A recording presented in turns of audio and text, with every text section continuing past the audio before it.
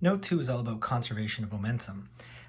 So we're going to start off with, it's just slide number 2. It mentions conservation of momentum. It gives you the definition, and then it mentions about momentum being conserved. And just something quickly, we're going to do this example. This was, I think, slide 4 maybe, but slide 2, we are going to use this equation, this conservation of momentum, but it looks like this. And I just wanted to mention, when you see this equation, it mentions for a two-particle system, this whole side here is before the collision happens. And the collision, in this case, in slide 4, it mentions I walk into this rolly chair. So here I am, I'm walking along. I'm going to walk into this rolly chair and then start to push it. This stuff here is all before the collision.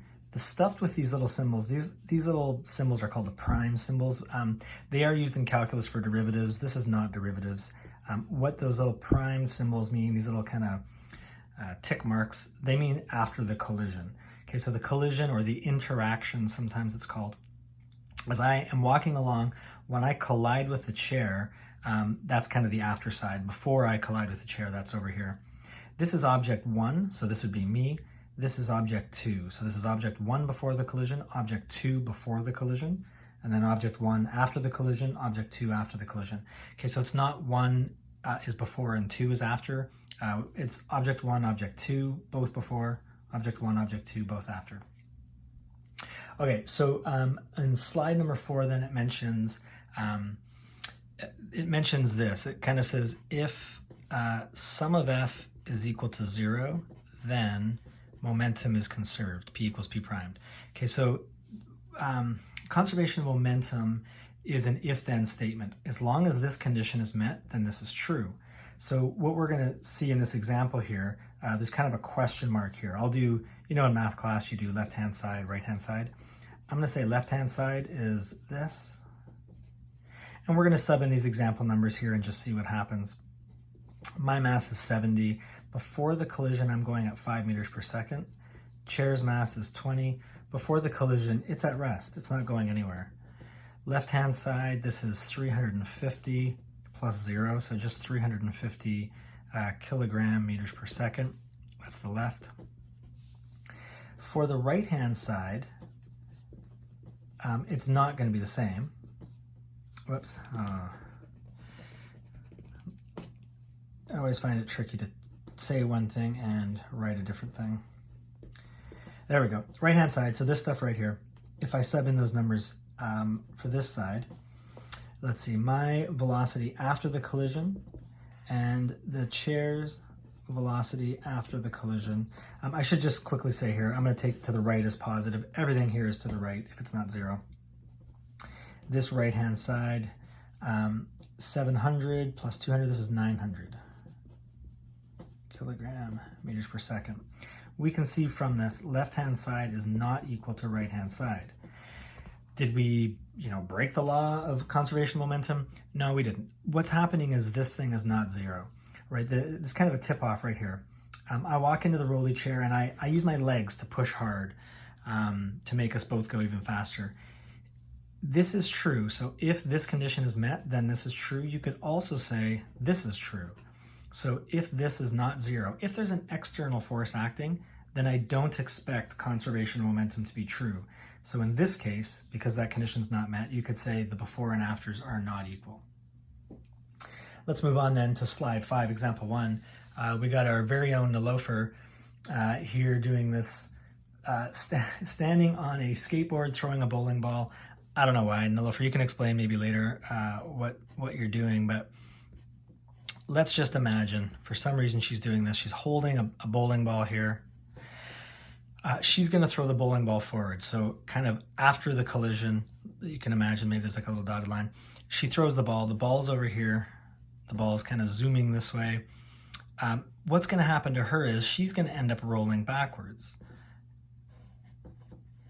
Okay, so maybe her hands are out this way now and she's kind of rolling back this way. So she's going that way. The bowling ball is going this way.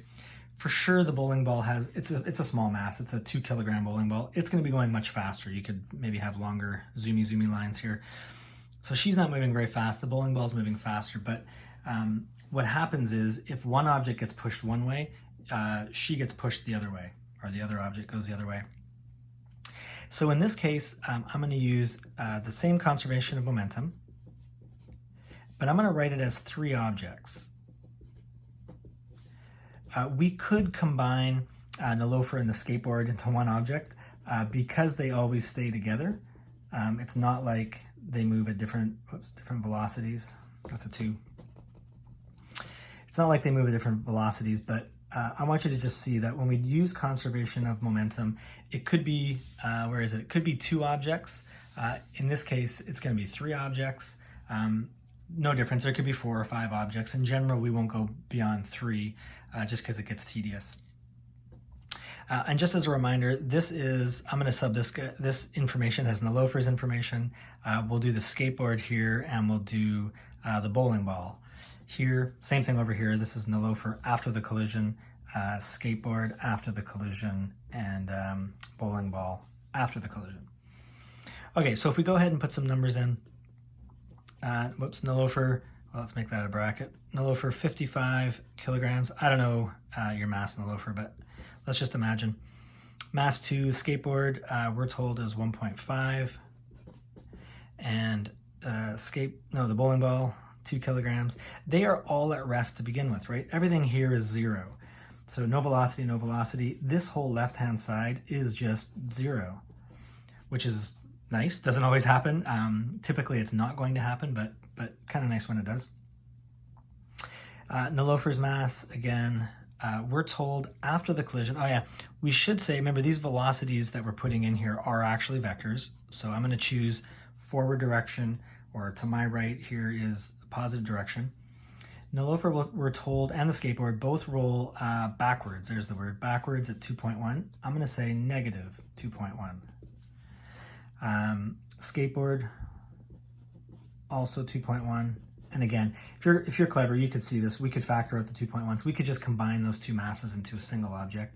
But I just wanted you to see what it looks like if we see multiple objects, 3 objects, or again, we could have 4. This is the bowling ball. It's going forward. The math will actually tell us what direction, but we're going to assume it's going forward here. When I work these numbers out, I'm going to get negative 115.5 from the first one, negative 3.15 to V3 primed. We can finish this off then.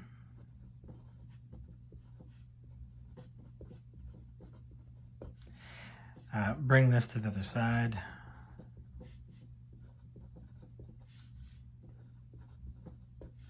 And we solve for V3 primed. It's approximately 59 meters per second.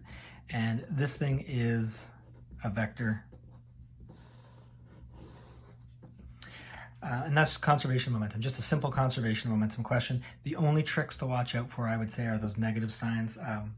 Just be careful to include those.